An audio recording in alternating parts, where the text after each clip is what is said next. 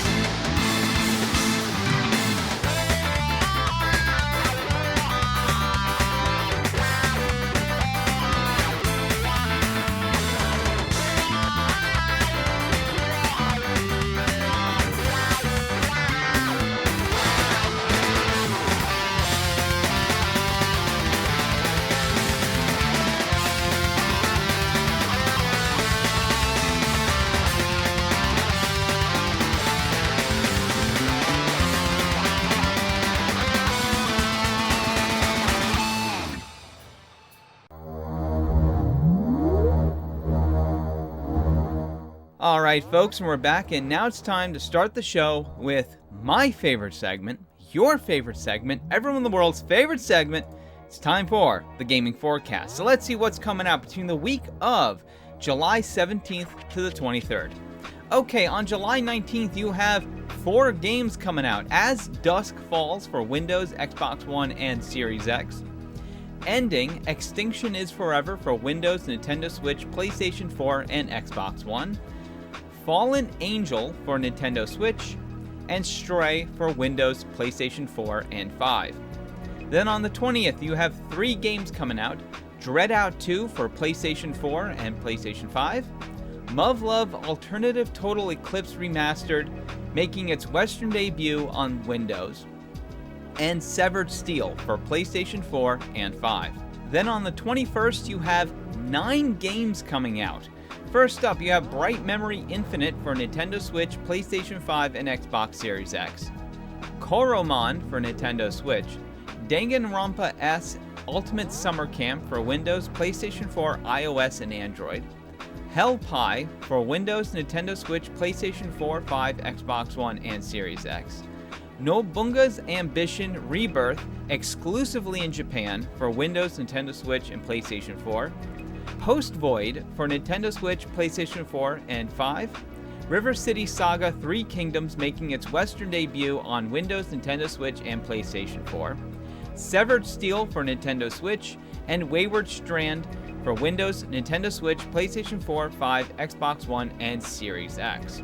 Then on the 22nd, you have 3 games coming out. Capcom Arcade Second Stadium for Windows, Nintendo Switch, PlayStation 4, and Xbox One. Live Alive making its Western debut on Nintendo Switch, and Severed Steel for Xbox One and Xbox Series X. God damn, there's a lot of games coming out next week. There's a few there that catch my interest, mostly River City Saga, Capcom Arcade Second Stadium, and Live Alive. Though keep in mind that these dates are subject to change. Sometimes games are moved either forward, or sometimes games are just added to the list in between the moment I record this and the day the episode comes up. But anyway, with that being said, let's move on to our first topic. Okay, and for our first topic, well, let's just say this. If you purchased any movies from StudioCanal in the PlayStation Store, well, I've got some really bad news for you. Last year, Sony announced that they would be shutting down the movie section of the PlayStation Store. However, they did tell people that if you any movies you bought, you could still view. And that's fine. However, new information from the German webpage has a brand new legal notice that says, and I quote, "As of August 31st of this year, due to our involving licensing agreements with content providers, you will no longer be able to view your previously purchased StudioCanal content, and it will be removed from your video library." Yep. If any StudioCanal movie that you bought on the PlayStation Store, you will be completely locked out of. You will not be able to watch it anymore. Folks, what do I always say? Well, what is the one thing I always say? The one thing that I will scream into the heavens until the day I fucking die. Okay? Everyone, and I mean every living thing on this planet, should fear an all-digital future, and this is why. Because the reality is that whenever you buy a digital movie, you don't actually own that movie. What you own is essentially a lease until eventually the content provider decides, oh, no, we don't want you to have this movie anymore. And they lock you out of it. That's why. You don't own your digital content. You don't. That's the basic reality of it. You don't own any of the digital content that you purchase. This is why whenever I actually do purchase digital content, it's either extremely cheap or I rent it. You know, whenever I bought movies on Amazon, I don't actually buy the movies. What I do is I just pay the rental, because I know that even if I do buy that movie, eventually the chances are that I will inevitably be locked out of that movie. I don't actually own the movie. It's better to cheaper to rent it for a few days, and that's it. Okay? This is why you don't ever think that any digital content you purchase you own, because you don't own it. It's the sad reality of things, and it's why I wish people would just purchase more physical content. It's why I buy a lot of movies, TV shows, manga, all of that, books, all of that stuff I buy physically. Because I know that if I buy it digitally, eventually I will be locked out of that. Okay? I won't be able to have access to that. But if I own it physically, I can access it anytime. Okay? It's just the simple reality of things. Okay? You do not own any of the digital content that you spend money on. You don't own it. You're just leasing it out. Okay? You have a license. That's the thing. All of the digital content you purchase has an end user license agreement. And if you read the legalese on that, it basically says that you are allowed access to it until eventually the content creator decides that they don't want you to access it. That's how it is. And this is why I tell you, you should all fear an all digital future. Okay? I understand the convenience, but sometimes you gotta think long term when it comes to this shit. You can't just think, well, it's convenient.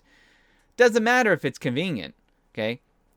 Because eventually you won't have access to that, and you will be completely locked out of it, and you will be basically ripped off of money. That's what it is. You won't able to see. At least when you own something physically, if you don't want it anymore, you could sell it. You can make a little bit extra money off of it. Okay? With this, you pay, $15 for a movie, you will never see that $15 again. You will never see a single dime of that ever again, because you can't sell it. You can't make back any of your money. You won't get a refund from it. That's just how it is. And that's why I tell people you should fear an all-digital future. Anyway, I've ranted on this for long enough. Let's move on to our next story. Okay, this next one has to deal with some more serious news. Of course, I'm talking about the unfortunate assassination of Shinzo Abe, which I'm still shocked about. That Abe was like one of the nicest, one of the most lovable politicians probably in the entire world. And the fact that some sick fuck basically just comes right out of nowhere and just shoots him, it's like, what the fuck, man? It really is like a what the fuck moment. Like, holy shit. And just to be clear, my condolences to his family. It must be hard on them right now. Well, in the hours after it happened, there had been a lot of speculation regarding the pile of shit who assassinated him. And of course, whenever that happens, whenever the media is trying to search for a cause or a person, whatever, that always opens them up for people to fuck with them. And that's exactly what happened.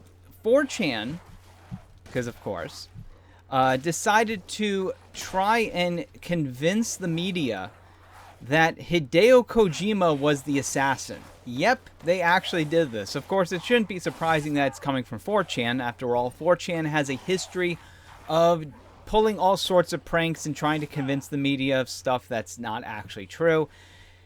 Unfortunately, this one actually worked.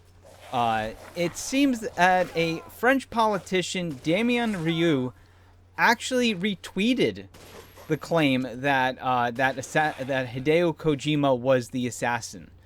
On top of that, it also appeared on Greek and Iranian news outlets covering the entire thing. Now, of course, since then, the news that the whole thing was fake from the begin with has actually come out, and the politician has actually since deleted that tweet and apologized. But still, like, look, I'm going to be quite frank with you. The whole Sam Hyde, the whole Sam Hyde thing, because, that's how it got started, was there'd be like a school shooting, and people would then share images of Sam Hyde with a gun saying, this is the shooter. Look, that was funny, like, the first 2 times it happened. Now it's just gone old, okay? Now it's just like people can figure this stuff out that, no, it's not true, okay? Like, it's kind of getting ridiculous a bit, especially like Hideo Kojima. Look, Sam Hyde I would say he's a bit much more obscure than, say, Hideo Kojima. So it's easy to kind of convince people that Hyde is a shooter. Hideo Kojima, everyone knows what he looks like.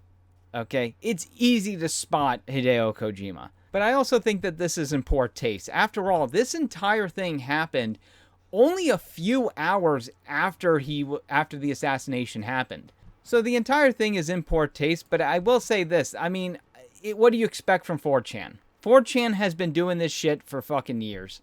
And really, at this point, I think it's up to people to kind of figure out and realize by themselves what is and isn't a prank. It's actually pretty easy to figure this shit out. Okay, it's not hard to know when you're being trolled by 4chan. Unfortunately, it just keeps happening and happening and happening because the people who fall for this stuff are idiots.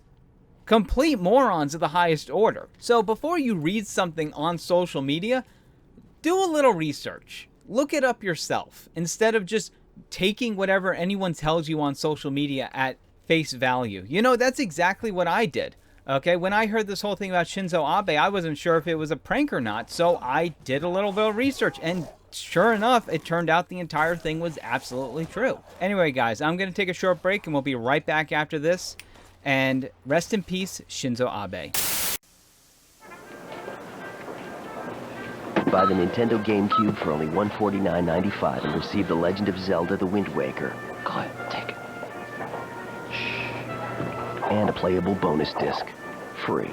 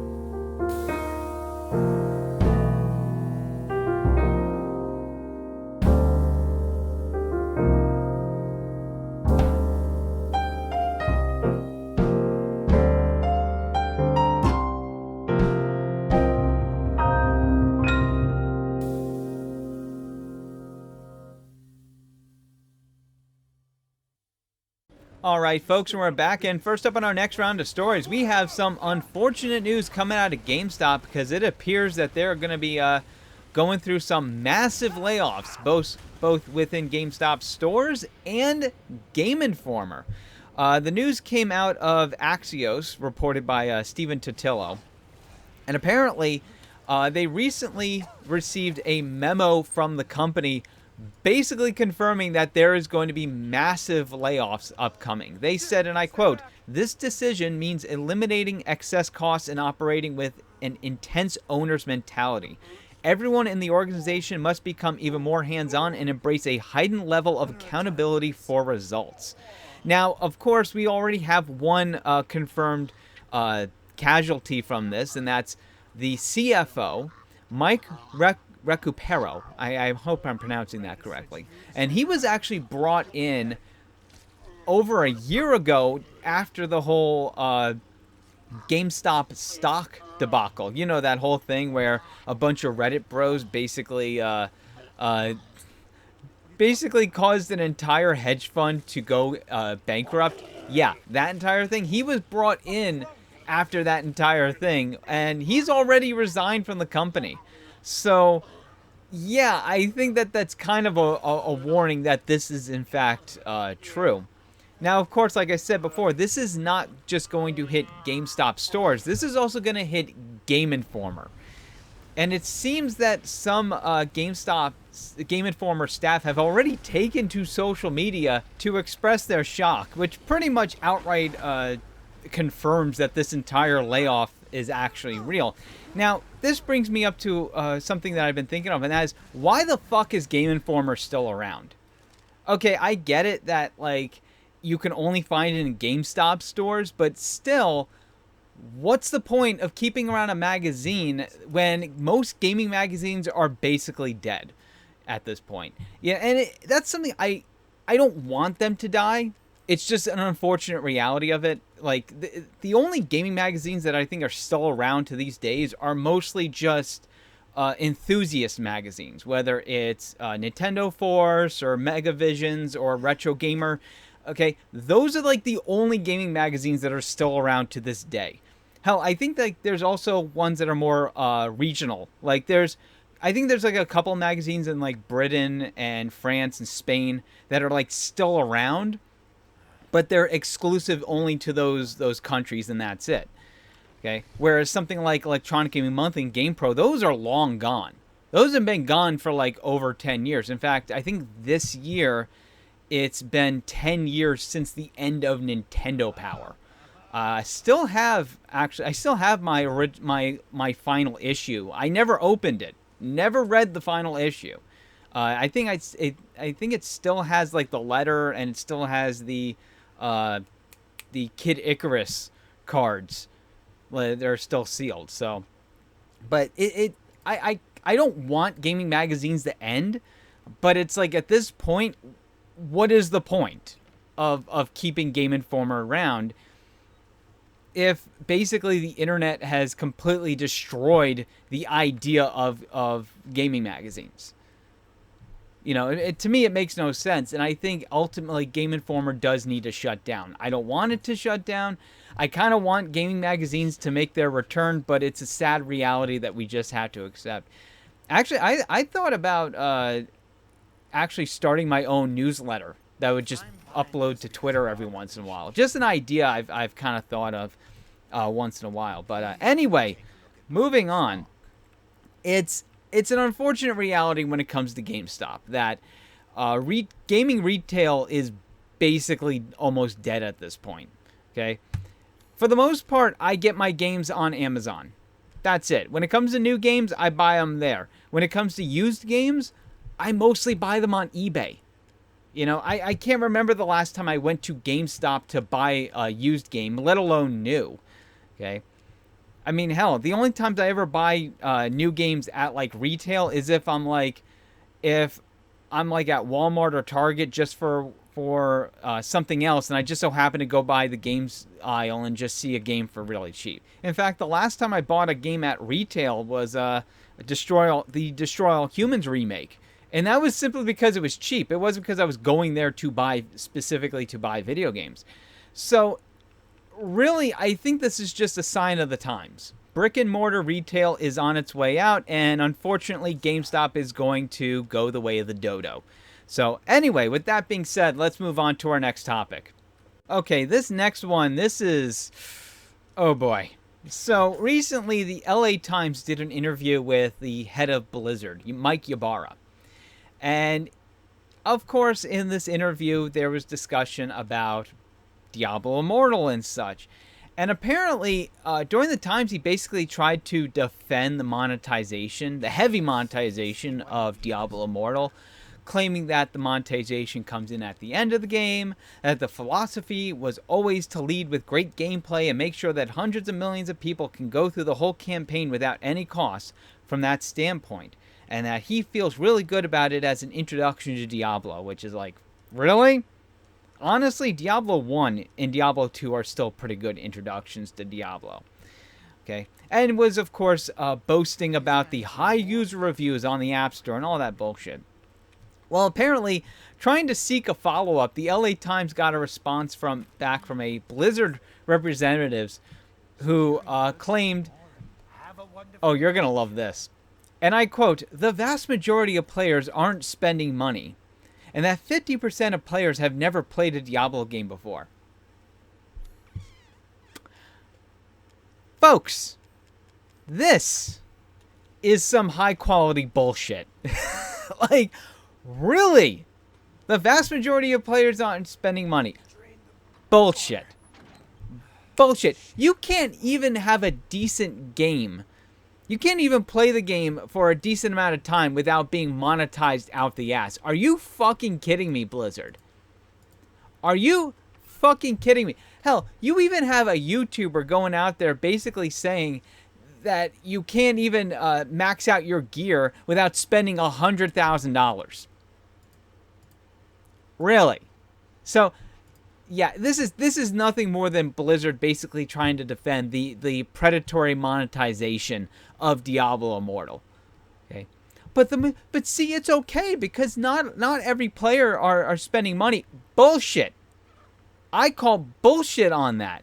Okay, there is so much shady shit going on with this game that it's incredible.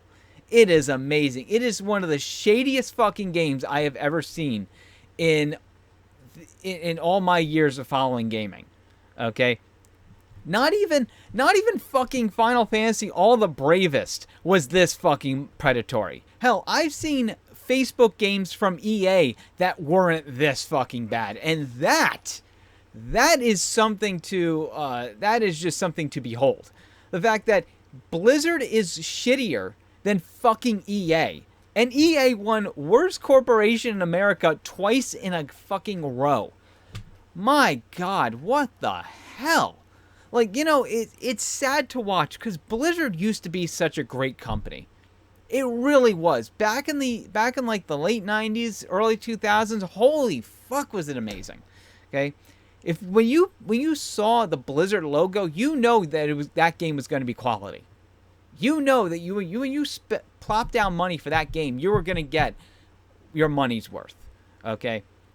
You were going to spend hours of your life playing that game because you know it was going to be good. Whether it was StarCraft, whether it was Warcraft, or Diablo, doesn't matter. You knew that game was going to be good. But something along the line, sometime after WoW, things started changing in that company for the worse. And it got progressively worse and worse and worse. And now we're at the point where they're basically they've made one of the most predatory games in the history of the entire industry. It is just, it's mind-blowing. Absolutely fucking mind-blowing. And then they have the audacity to say, well, it's okay because most players aren't spending money. Bullshit. Bullshit. You can't get far in that game without spending money. It is just, you know what? At this point, when Microsoft officially buys out Activision Blizzard, I hope that they gut that entire company like a fucking fish and get rid of all of these assholes running the company and actually bring in people who are passionate and want Blizzard to succeed. I want Blizzard to succeed. I want Blizzard to be as great as it was 20 years ago.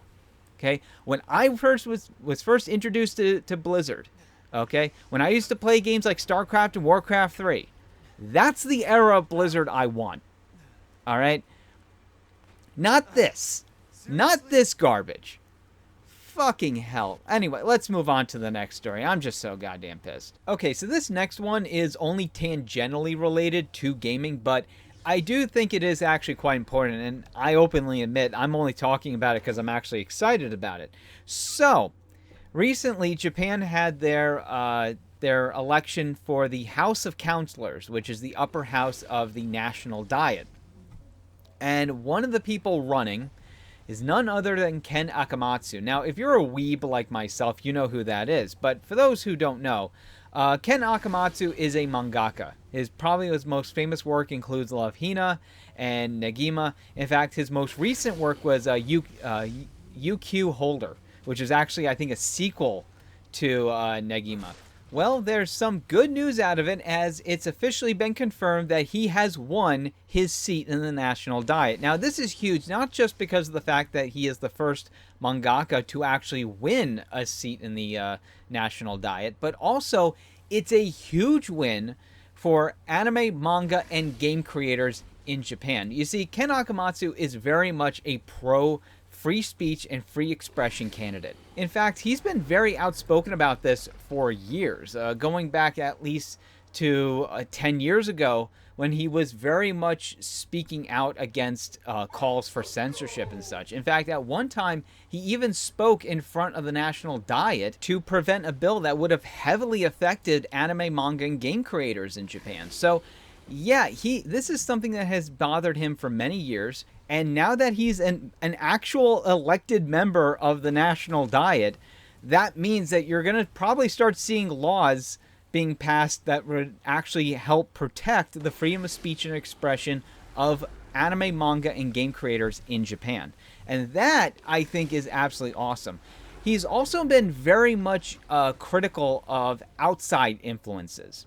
Because, let's be honest here, a lot of the censorship that you're seeing being pushed on Japanese creators is coming from outside Japan, mostly in America and Europe. In fact, we've seen this before. Sony is infamous for doing this. There's a lot of games on PlayStation that were heavily censored because Sony in America didn't like it, and they basically forced these smaller studios to censor their games, even if they weren't even coming out in North America. Even if they were exclusive to Japan, Sony was forcing them to censor their games. And it's not just Sony. Microsoft, Nintendo, and Steam, yeah, they've all been caught doing this. In fact, it's not even just games. You also have companies like Funimation, Crunchyroll, which, yeah, I know they're technically owned by the same company, but you know what I mean.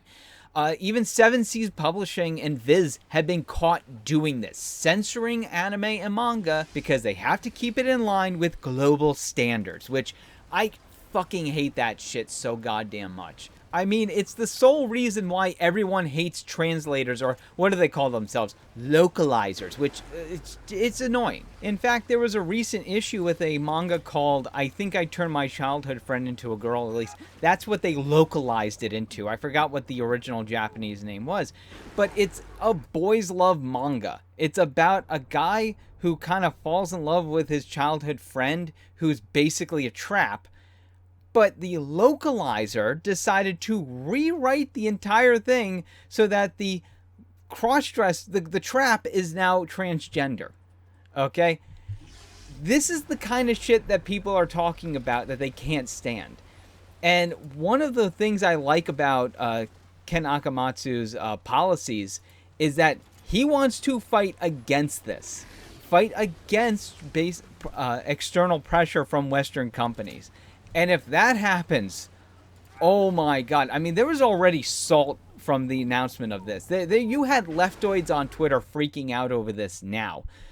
imagine when he starts getting into office and he starts passing laws that well, he doesn't actually pass laws, but proposes laws that prevents Western companies from basically rewriting Japanese works.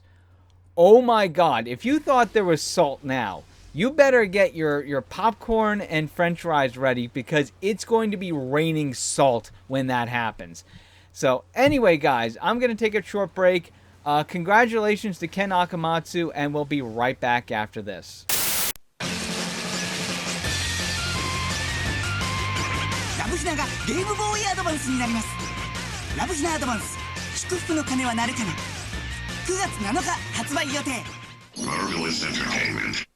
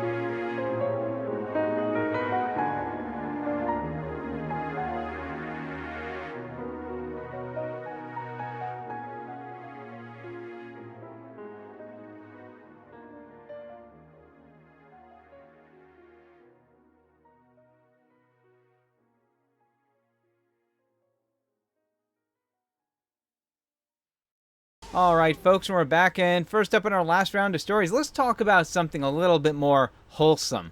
So, I'm sure most of you are familiar with LetMeSoloHer, the legendary player in Elden Ring, who not only beat the hardest boss in the game by himself, but has also helped others try to beat her. And of course, LetMeSoloHer got the attention of Bandai Namco, who decided to give the player a beautiful box set. And let me tell you, this thing is absolutely awesome.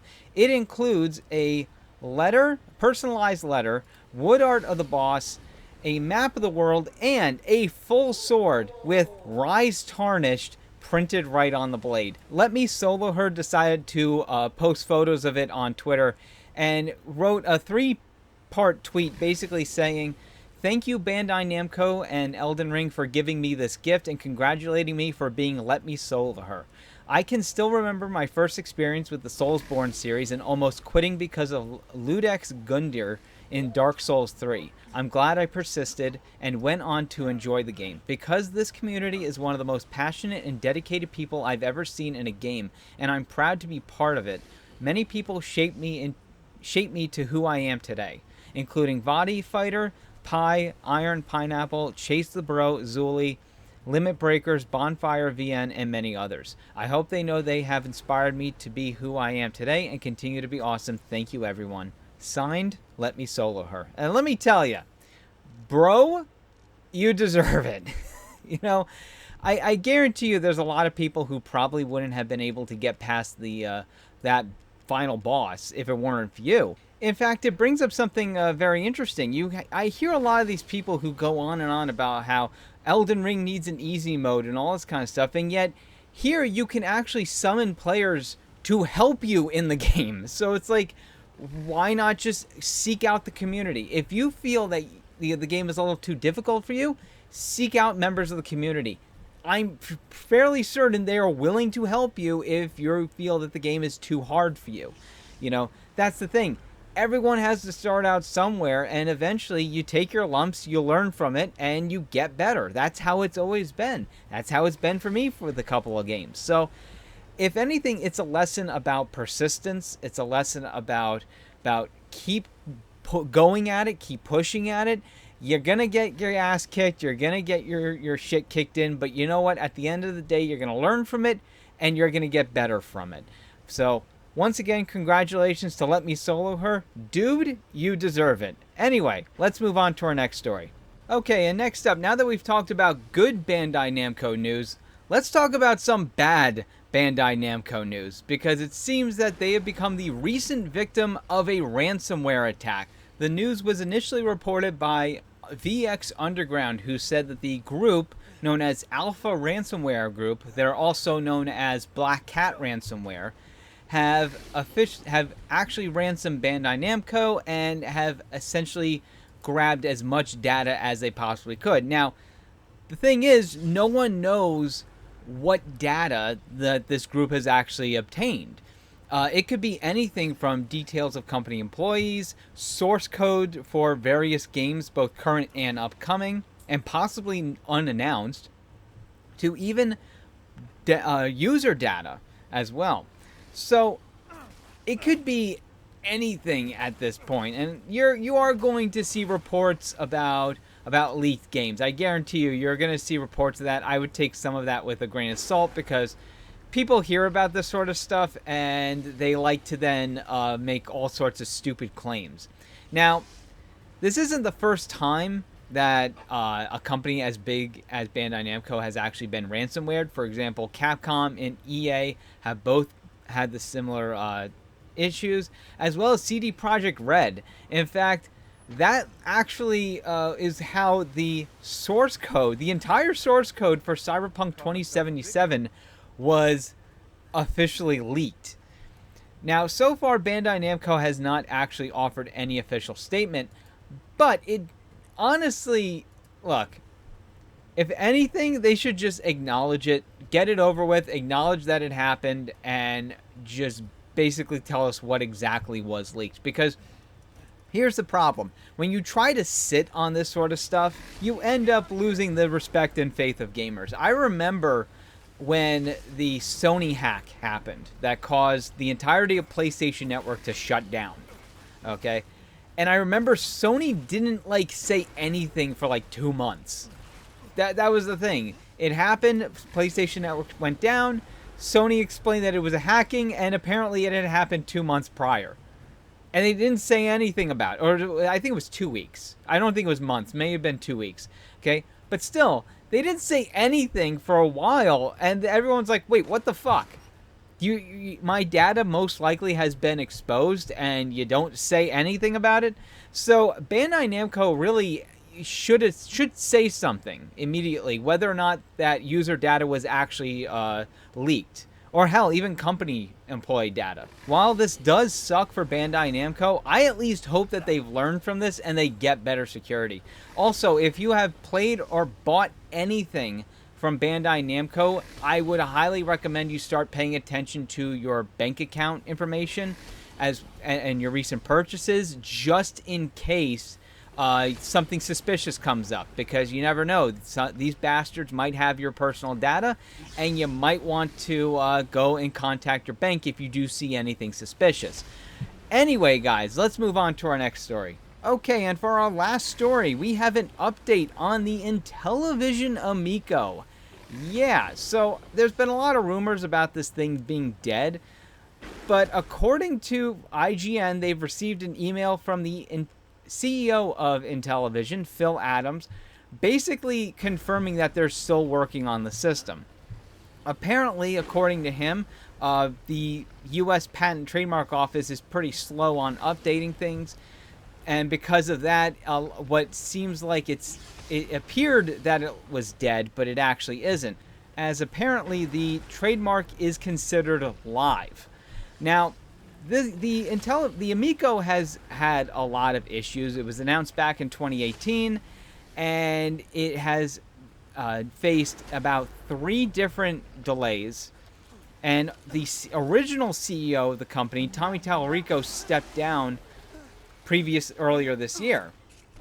So it's had a lot of issues, and I've somewhat been following it. Like, I've watched a couple of videos that they uploaded showing gameplay footage and stuff, and I get what they're doing. It's basically they're trying to make a console that's specifically for families and kids.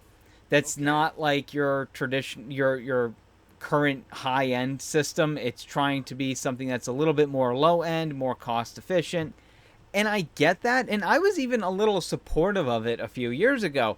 However, it's not really, I don't know, I don't think it's really a good idea. First and foremost, the games that from what I have seen, because I've seen videos of this thing, okay, they look interesting because most of them are just remakes of games on the Intellivision, but the problem with that is they look no different from the kind of stuff you'd see on a mobile phone.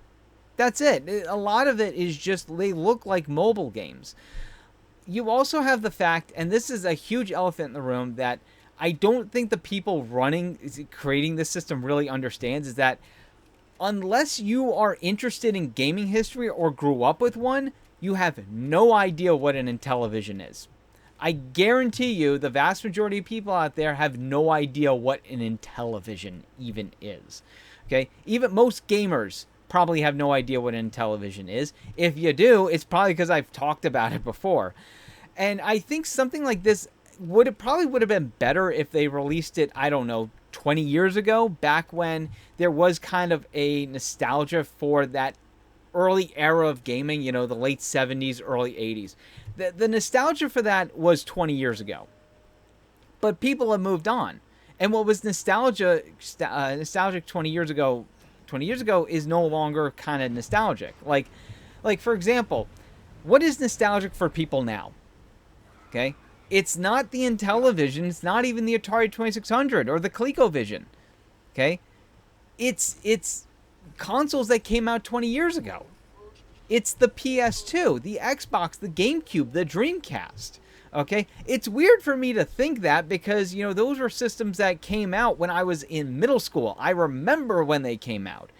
But that's the thing. That's the thing about nostalgia. It moves. It doesn't stay on one thing for a long time. I remember 10 years ago, there was all this nostalgia for NES stuff. Okay? You had all of these games coming out with all sorts of like new 8-bit new 8-bit games. You know, you had Mega Man 9 and 10, for crying out loud, that looked like the sort of like, you know, better versions of the type of games that came out on the NES. Okay? But that's kind of, I kind of think that's died down a bit, because people have kind of moved on to, you know, nostalgia for the early 3D era. We now have games that are trying to replicate boomer shooters, okay? The type of games like Doom and Duke Nukem 3D and Half-Life. Those are the type of games that are now considered nostalgic, you know? PS2 era is now considered nostalgic. And guess what? In a few years, it's going to happen with the PSP and the DS. And then a few years after that, the 360, the PS3, and the Wii. It's weird for me to think, because I remember when these systems launched. Hell, I remember the night the 360 launched. I watched it live on G4. They had an entire special for it. So I think releasing a brand new Intellivision system in today's era is not really a good idea. Hell, even the only game that is coming out for this thing that's even remotely interesting is Earthworm Jim 4. And we haven't heard from that in over 2 years, when the game was announced to be delayed. This is a game that was supposed to come out sometime after the Amico. It's supposed to be an exclusive for the Amico, and yet we haven't seen a damn thing about it. I don't even know if the game is even coming out. So, really, just everything about this thing is, in my opinion, just doesn't look very good. I get what they're trying to do. I get what they're trying to go for. But at the same time, I think all of it has been a really bad idea. And by the way, just so we're clear here, I know there's a lot of drama. And I know that there's a lot of YouTube videos that cover it, but even then, even I'm not sure if a lot of that is even correct, because you get a lot of clickbait artists on YouTube who will literally make shit up and then try to claim that it's actually real, when in reality it's something they pulled out of their ass. So always take that, when you see like drama stuff on YouTube, always take that with a grain of salt. So yeah, I'm just like, I get what you're trying to go for, and I appreciate that they're at least, you know, still kind of working on it. But even then, take that with a grain of salt, and maybe consider that releasing this thing is not the best idea in the world. Anyway, guys, I'm going to take a short break, and we'll be right back after this. I'll try almost anything. So when Mattel Electronics asked me to compare their Intellivision games with Atari, I gave it a try. I compared Atari baseball with Intellivision, and found Intellivision played much more like real baseball.